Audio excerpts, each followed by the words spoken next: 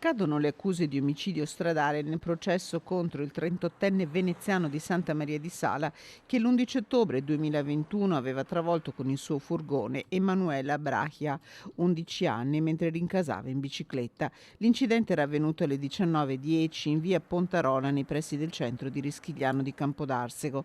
Emanuela, subito soccorsa, era morta dopo 2 giorni in ospedale senza mai riprendere conoscenza.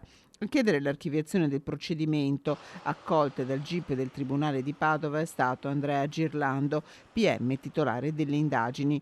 Le perizie disposte dalla Procura hanno stabilito infatti che Emanuela ha attraversato la strada in sella alla sua bici al buio e fuori dalle strisce pedonali. Nulla ha quindi potuto fare l'investitore, che in quel momento era diretto verso la tangenziale e viaggiava rispettando i limiti di 50 km orari.